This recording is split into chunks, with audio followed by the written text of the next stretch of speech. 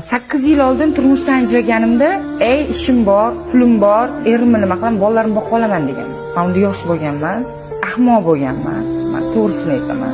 Hozir esa mana ming afsus qilaman. Turmush o'rtog'im bilan ajrashgan. Men nima uchun o'sha paytda o'sha erimni xiyonatini ko'zimni yumib keta olmadim. Men shu yil ichida ersiz yashagan bo'lsam, hali unisi ikkinchi xotinga taklif qiladi, hali bunisi свободное отношение deyishadi-ku.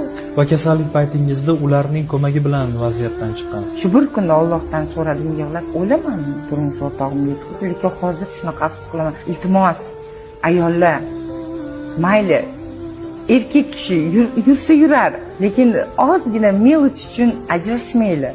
Siz buni farzandlaringiz voyaga yetib qolgan va pulingiz bor, ta'minotingizni qila oladigan ayol sifatida aytyapsiz. Shunaqa. Lekin bar erkak kishini vazifasi bor ekan. Erkak kishi bitta ayb qilish uchun ayol kishi ham sababchi bo'ladi.